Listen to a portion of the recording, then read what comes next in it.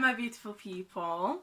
Welcome back to my YouTube channel. As you can tell from today's title, it is going to be the most, I say don't like a different video for me personally, because obviously I haven't done this type of video before, but it is a video of Chingle Hall and the story behind the house that I previously went to. And if you don't like this type of stuff, then don't watch this video. There is a disclaimer at the first of the intro. So if you don't like these type of videos and you don't like haunted stuff or anything like that, there is a disclaimer and you can't watch it. But without further ado, let me tell you the story of Chingle Hall. Okay, so Chingle Hall is classed as the most haunted house in England. And you can't go there now because it's obviously trespassing, but I obviously went to it without even the owner's permission, to be honest. We just went and saw the house because we wanted to know what it looks like, and I've never been. So we went and looked at the house, and let's just say it's not a good experience if you don't like just in haunted houses and stuff like that. But I went to it, and it's a bit dark. So it is classed as inside the most Lancashire. It is from the Lancashire Post. This is actual website. It won't focus. Yeah, so this is an actual website from Lancashire Post. Inside Lancashire's most haunted hall. Chingle Hall is one of the most oldest houses in Lancashire and reported to be one of the most haunted. So, I'm going to say it does have many spirits in there, and it is like very spooky and ghosty, and you wouldn't probably want like that stuff. So, standing at Goosenery near Preston, it was built as a manor house in 1260 by Adam de Singleton. I think that's French or something. I don't know because I don't do French. Well, I can speak it, but I'm not like a good Frenchman. But yeah, and originally called Singleton Hall, the land having belonged to the family since 1066. So obviously 1066 was the Battle of Hastings. Everyone should know about this. But obviously it was built in the 1200 century. So obviously it's like a bit haunted and ghosts and spirits. So later renamed Chingle Hall, it stayed with the Singletons until the last of the line died in 1585. The house was passed to the Wall family, who owned it until the mid-18th century, during which in 1680 the west side of the house was extended. Legend also has it during the Battle of Preston in 1648, Oliver Cromwell visited the hall and climbed one of the chimneys to spy on royalties below. So that is the picture inside, I think still. I'm not too sure. But that's the picture right there of the house inside it. So in 1794, the house was taken by the Farrington family and later bought by the Longtons. In 1945, it was rented by George and Maynard Howarth before they bought the property in 1960. Following the death of her husband, Miss Howarth was left as a custodian and sole resident of Chingle Hall. She acted as the host to the public, guided tours of the building, regaling visitors with tales of the building's fantasies, history, and its ghost, of which she professed to have had personal experience. So obviously she had a personal experience with the house and the ghosts that were living in that house at the time. After Miss Howarth passed away, the house stood empty and vandalised until Sandra and John Cropston Bruce brought and restored it in 1986. John had grandus. I can't say that word whatsoever. I'm dyslexic, as you probably can tell.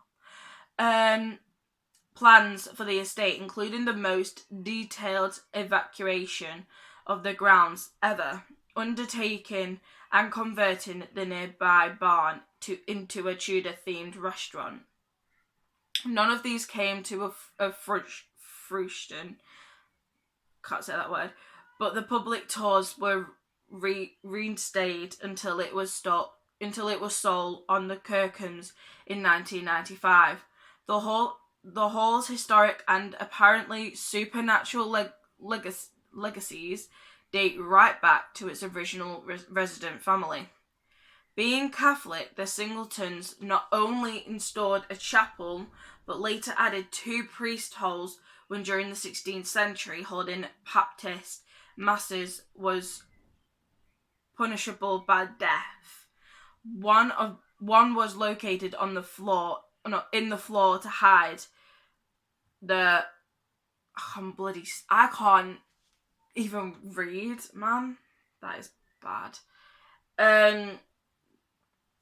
So that's obviously the picture of the chapel inside the house. I'm reading this from Lancashire Post, so if you want to go on to this page, I will literally put the link in the description so you guys can look at the history of the house and stuff. I'll definitely do that. So yeah. So this is a story where one of the main ghosts have been seen in the chapel area, I think it was, or somewhere in the house.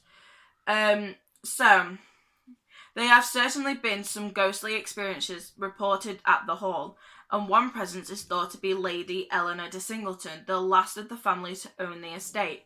Born in 1568, the death of her parents left her orphaned at age 6. She was left in care of her 2 uncles. They professed the girl to be suffering from madness and kept her locked in the priest's room. Yeah, priest's room. That's where she was locked. Where she allegedly suffered from sexual abuse and the hands of the guardians. This resulted in numerous pregnancies and some of her babies being stillborn while surviving ones were repeatedly killed. She eventually died aged 17 while giving birth to a child with an enlarged head, though it has been suggested she was actually murdered. Over the years, visitors have reported a smell of lavender in the room, thought to be hers, while others have detonated the odour of a dog, possibly an Afghan hound, that kept her company. So,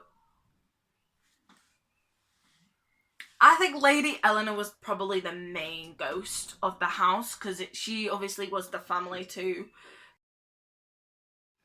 Who was the father, sorry about that, my camera just cut off, who was the father who passed away earlier on, as I just said in the video.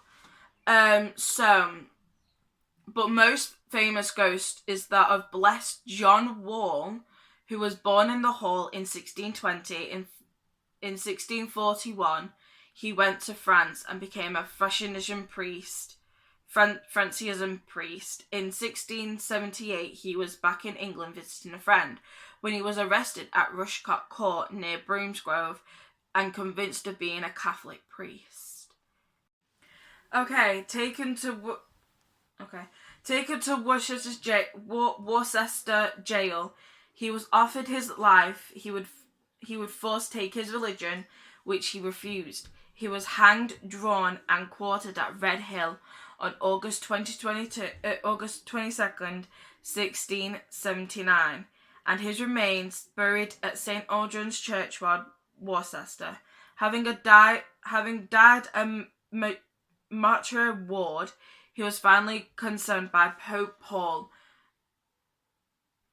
VI in 1970. It was believed John Ward's head had been cured and treasured by the fairs at Worcester.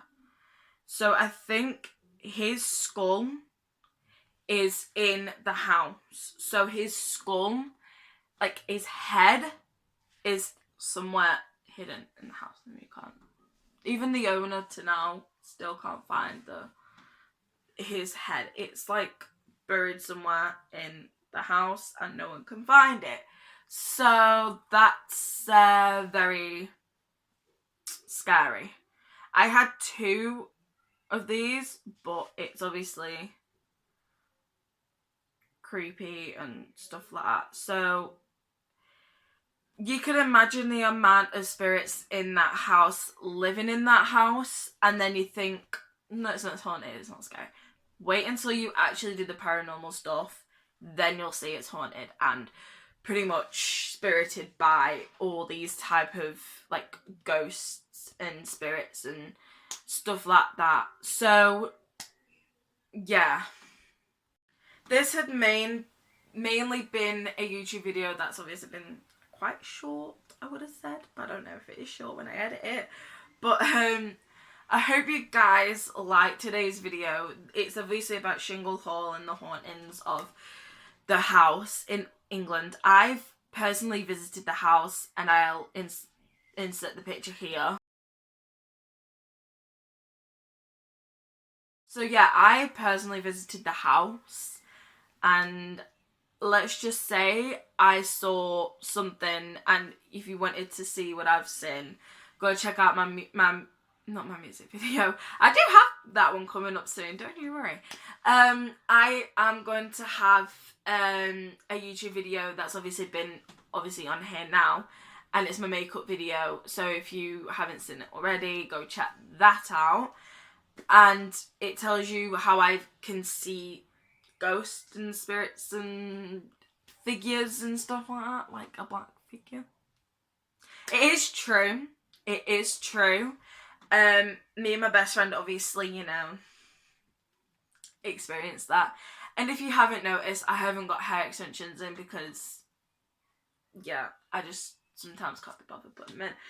But yeah, I hope you like this video, give it a big thumbs up and subscribe if you haven't already, and click the notification bell every time I upload a video. I'll see you guys probably next week if I can. Bye.